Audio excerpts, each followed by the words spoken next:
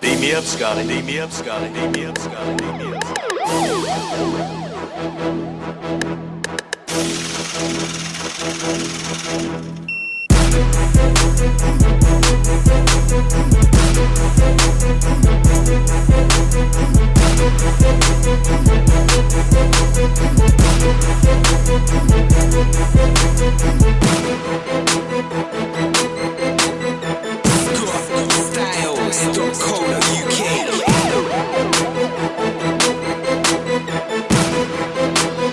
Purchase your tracks today.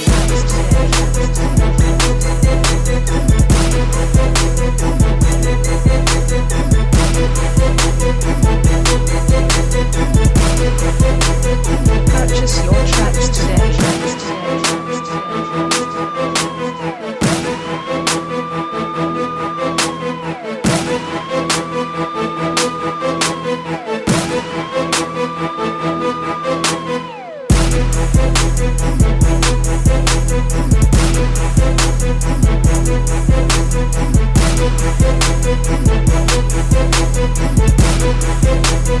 Purchase your tracks today. All right. All praise to the Most High Yahweh by Hashem Yahweh Shai. Shalom, Yasharallah. Today's lesson is going to be called Prepare Thy Soul. All right. Prepare thy soul. Because I feel like a lot of us, we're being under the torment of Satan. We're being persecuted. A lot of us that believe. A lot of us are going through some things. Whatever it is you're going through, that we all going through something, right? Especially us of the faith. So what I want to read is Ecclesiasticus chapter 2, verse 1 and 2. And it says, "My son, if thou come to serve the Lord, prepare thy soul for temptation. Set thy heart aright, and constantly endure, and make not haste in time of trouble." So when you go through these trials and tribulations, it's gonna happen when you come to serve the Most High. When you're out in the world, living it up, doing whatever you do, you don't worry about nothing. That's what happens. That's a part of living life, right? When you do believe in the Most High and you come to serve the Most High, you're gonna be tested. Not only by Satan, but you're gonna be tested by everyone around you. Your job, your family, everyone. Everyone is gonna test you. Everyone is gonna push your limits and your buttons because they know that you're a believer of the Most High. So they're gonna test you. All right. They're gonna see if they could take advantage of you. They're just gonna test you. All right. This is Ephesians chapter 6, and I'm gonna read from verse 10 to 12. And it says, "Finally, my brethren, be strong in the Lord and in the power of his might. Put on the whole armor of God, that ye may be able to stand against the wiles of the devil." Remember, the devil's gonna come, Satan is gonna come testing you. All right. "For we wrestle not against flesh and blood, but against principalities, against powers, against the rulers of the darkness of this world, against spiritual wickedness in high places." So when it says we wrestle not against flesh and blood, but against principalities. Principalities is beliefs. You could have a belief which is according to the Most High, but a family member could have a different belief that don't believe in the Most High, right? This is a problem. So you have to be careful in your steps because Satan, the devil, he's always out there. He's always trying to attack those that believe in the Most High. If you don't believe in the Most High, life sometimes is very easy for you. You get a job easily. You can get along with people easily. It's when you do believe in the Most High that things become difficult, right? I want to read an example. And it's Job chapter 1, verse 1. And it says, "There was a man in the land of Uz whose name was Job. And that man was perfect and upright, and one that feared God and eschewed evil, meaning he restrained himself from all types of evil. He believed in the Most High. He walked in the ways of the Most High, right? So we're going to read Job chapter 1, verse 6 to 12, because I want to give you an example of what happened to Job for believing, right? It says, verse 6, now there was a day when the sons of God came to present themselves before the Lord, before Yahweh, right? And Satan came also among them. And Yahweh said unto Satan, whence thou comest thou? Then Satan answered Yahweh and said, from going to and from in the earth, and from walking up and down it. And the Lord and Yahweh said unto Satan, hast thou considered my servant Job, that there is none like him in the earth, a perfect man and an upright man, one that feareth God and escheweth evil? Then Satan answered the Yahweh and said, doth Job fear God for naught? Has not thou made an hedge about him? So he's saying, having like didn't you put a hedge around him? Aren't you protecting him? Right?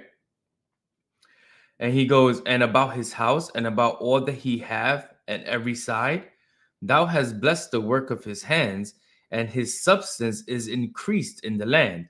But put forth thine hand now, and touch all that he hath, and he will curse thee to thy face.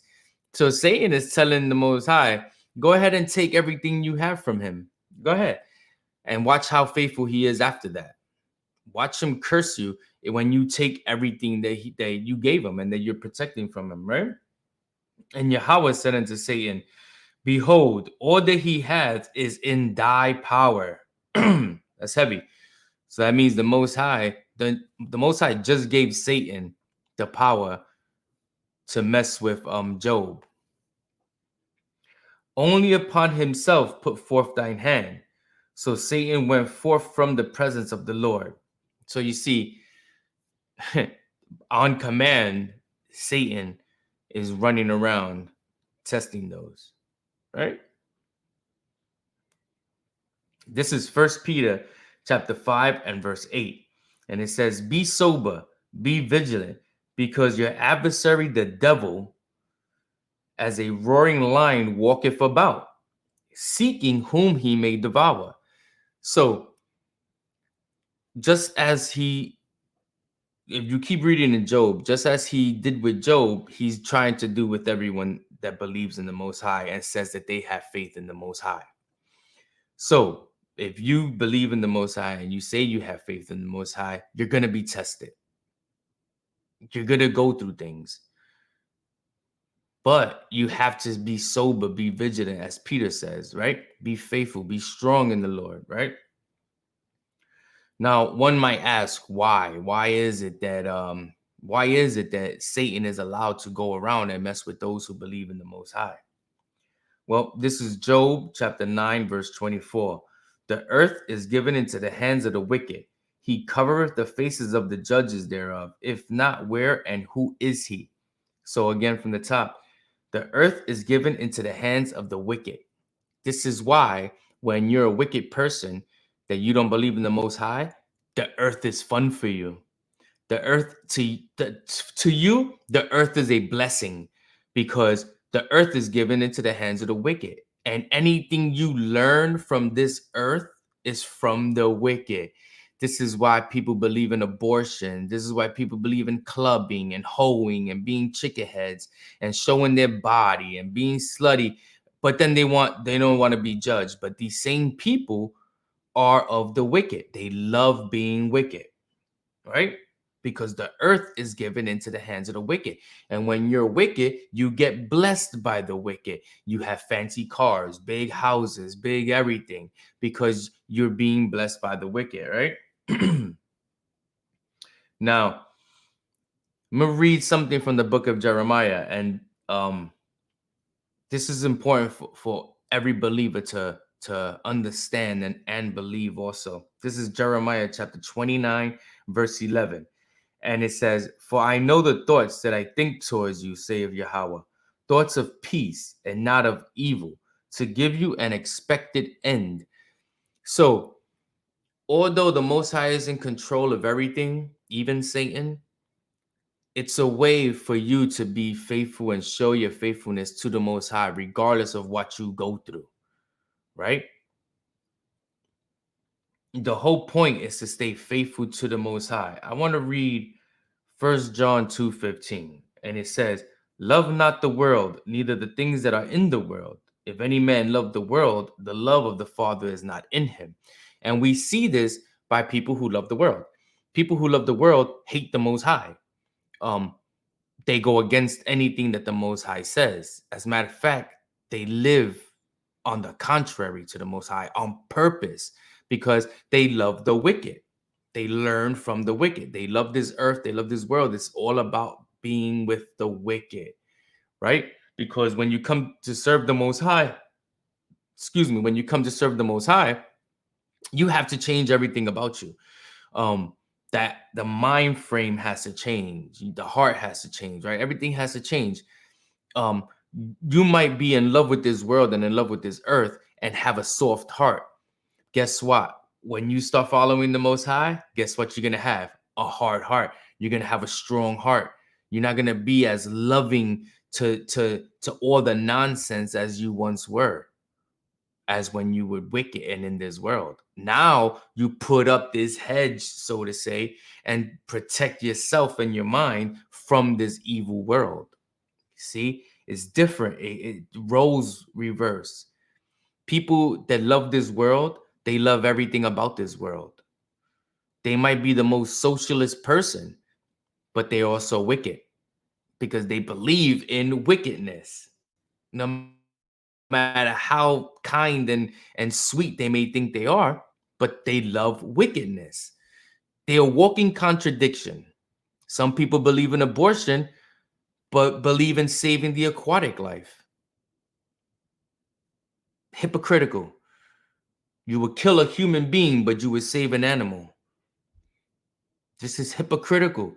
And these are the people that you know. These are the people that live in your home. These are the evil that you keep around you. This is why 1 John 2:15 says, "Love not the world, nor the things that are in the world." Okay? I want to read Jeremiah chapter 12 and verse 1. Because we go through things and we look at these wicked people that don't believe in the Most High, and we look at them how they prospering, and we say, man, why is it that I can't prosper, right? I believe in the Most High. Why can't I be successful, right? And that's because we're envying our oppressors. We're envying the way of the wicked. And I'm going to show you some scriptures. Look, Jeremiah chapter 12, verse 1 says, "Righteous art thou, O Yahweh, when I plead with thee, yet let me talk with thee of thy judgments." So Jeremiah is having a discussion with the Most High, and he's like, "Hold on, Yahweh. I got some questions. I got some questions pertaining to your judgment and the way you judge, the way you judge." He says, "Wherefore doeth the way of the wicked prosper? Wherefore are all they happy that deal very treacherously?" So he's asking, Jeremiah is asking Yahweh. He's like, why is it that the wicked prosper? Why is it that those that deal treacherously walk around happy? Didn't I just say that? How when you love this world, you're happy, you're sweet, you're kind, but you're wicked, according to the sights of the Most High. You believe in abortion, you believe in underage sex, you believe in everything that this world, the lust of this world. But when you become a believer and the follower of the Most High, you're no longer that sweet person because you put up that hedge around you. But you see what Jeremiah is saying. Those that are happy are the ones that live treacherously. Those that prosper are wicked. Why? He's asking the Most High. This is Psalm 73:3. And it says, "For I was envious at the foolish when I saw the prosperity of the wicked." See, you can't be envious of these wicked people just because they might have a better job than you, just because they might seem happy. These people are wicked. These people that do not follow the Most High are wicked. And this is why they're happy. Because this earth is given to the hands of the wicked. Everything in this earth is wicked. So if you love everything in this earth, what are you? Wicked. You're evil. This is Proverbs chapter 3 and verse 31. "Envy not thou oppressor, not thou the oppressor, and choose none of his ways." So when you see the wicked chilling, don't want to be like that. You actually want to be the opposite. Because remember what the Messiah said. They have their reward. Your reward is in the kingdom of heaven. They have their reward. They have their good jobs, their lovely house, right? Their big cars, their happy little fake attitude, right? Take that little happiness away from them real quick and watch how wild and mad they get, because they're really wicked. They're the devil. And most of them are your family members. And I'm going to get to that. But don't envy thou oppressor, Proverbs says, right? Be faithful, Peter says. Be strong, vigilant. This is Deuteronomy chapter 31, verse 6. "Be strong and of good courage. Fear not, nor be afraid of them, for the Lord thy God, he is it that doeth go with thee. He will not fail thee, nor forsake thee." So keep pushing forward, regardless of the wicked and how much they prosper. Keep moving forward. You're going to go through trials and tribulations because this earth is given into the hands of the wicked. Now, I want to touch on what I was saying about those wicked people are in your home. Right? This is Matthew chapter 10, verse 36. "A man's foes shall be they of his own household." So, your trials and your tribulations when you're following the Most High begins at home. It doesn't matter if it's your wife, your kids, your mother-in-law, your father-in-law, your sister-in-law, your brother-in-law, your aunt, your uncle, your grandmother. Doesn't matter. It starts at home. Now, I'm not saying that you live with your uncle by saying that, the foes, those of your foes are those of your household. The household doesn't necessarily mean your intermediate home. Household means your tribesmen, your kinsmen, your nation. I'll show you an example. This is 1 Kings chapter 12 and verse 19. "So Israel rebelled against the house of David unto this day." The house of David. When you read this story in 1 Kings, did Israel rebel against David, his wife, and his kids? No. They rebelled against the whole southern kingdom, the house of David. See what I'm saying? Your tribesmen. Okay, this is Matthew 5 and verse 44. "But I say to you, love your enemies, bless them that curse you, do good to them that hate you, and pray for them which despitefully use you and persecute you." Now, this isn't talking about what the Christians think that says, "Oh, that man had you in captivity, so now you must love him because that's your enemy and you must forgive him." That's not what this is talking about. As I read in Matthew 10:36, these enemies are those of your household. Let's look at the verse closely. It says, Do good to them that hate you, and pray for them which despitefully use you. Your enemy don't use you. Your family uses you. Your kids use you. Your wife, your husband uses you. Your mother-in-law uses you. Your mother uses you. Your father uses you. Your father-in-law uses you. Your uncles, your nephews, your nieces, they use you. And persecute you. No. I remember when I first came into the truth, and we told our in-laws that we weren't going to keep, none of the holidays, that we weren't going to keep birthdays or do none of that. And guess what?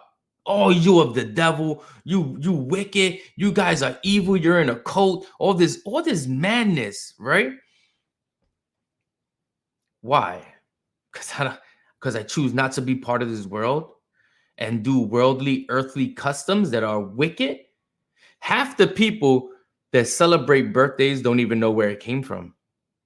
Half the people that celebrate Christmas don't know where it came from. You got dumb Hispanics. I'm talking about the most stupidest Hispanics that I've ever seen celebrating Thanksgiving. You got to be a freaking idiot to be Hispanic and celebrate Thanksgiving. But yet, our people do it. They do it. Idiots. All right.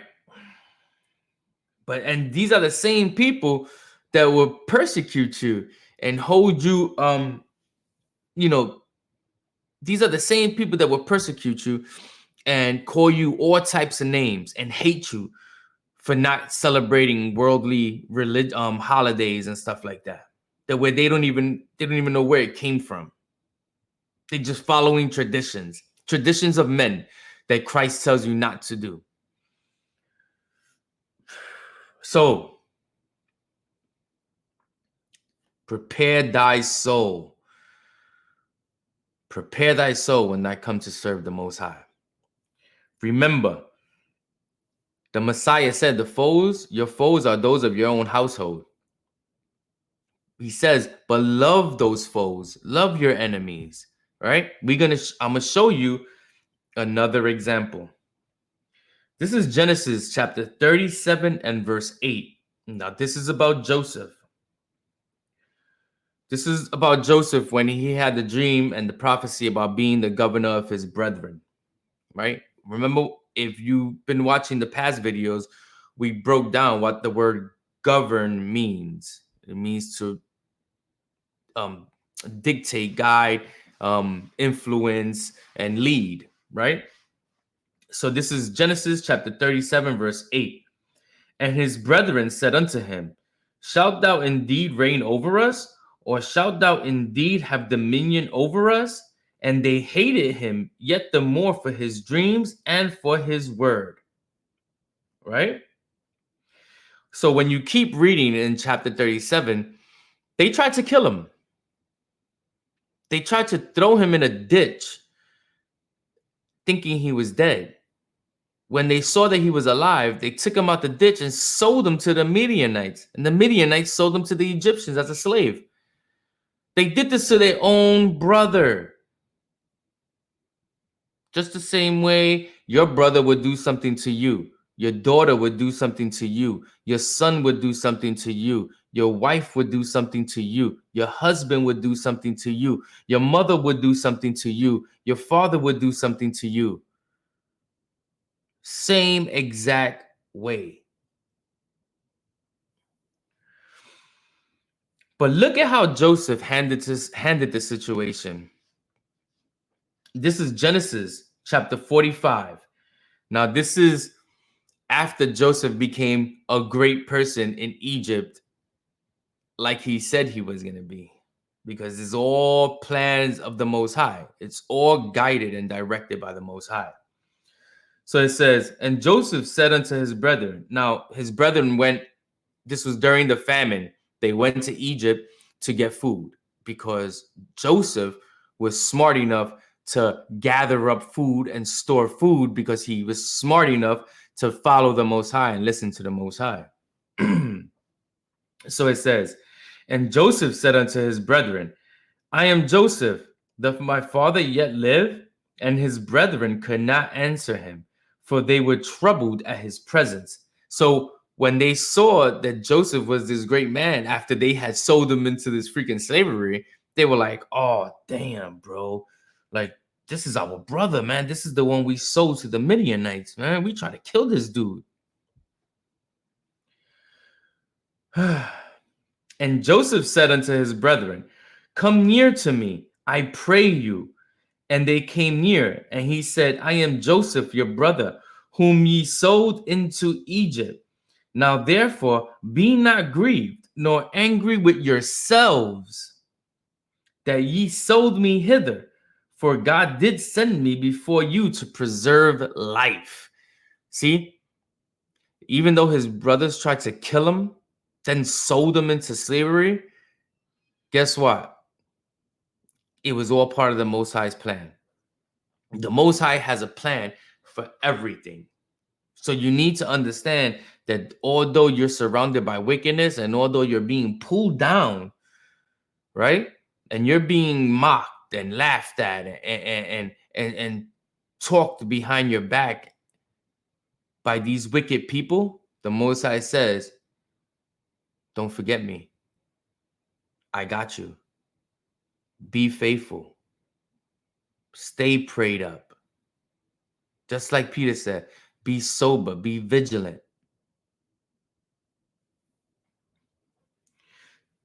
This is Matthew chapter 24, verse 13. And the Messiah says, but he that shall endure unto the end, the same shall be saved. So we even get a confirmation from the Messiah. You must endure. As a believer of the Most High, you're going to go through things. We're all going to go through things.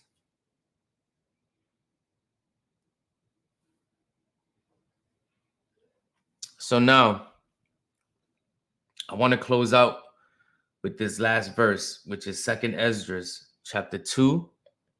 And we're going to read from 10 to 14. And it says, thus saith Yahweh unto Esdras, tell my people that I will give them the kingdom of Jerusalem, which I would have given unto Israel. Their glory also will I take unto me, and give these the everlasting tabernacles which I had prepared for them. Remember Jeremiah? Verse 12. They shall have the tree of life for an ointment of sweet savor. They shall neither labor nor be weary. Go, and ye shall receive. Pray for a few days unto you, that they may be shortened. The kingdom is already prepared for you. Watch.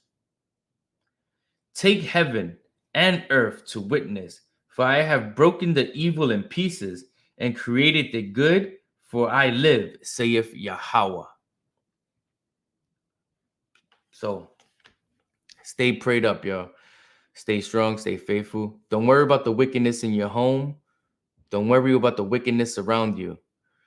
These people that are wicked around you, your daughters, your sons, your mothers, your fathers, your wives, your husbands, keep it humble. All right, y'all? All praise to the Most High, Yahweh, Hashem, Yahweh Shai. Shalom, Yasharallah.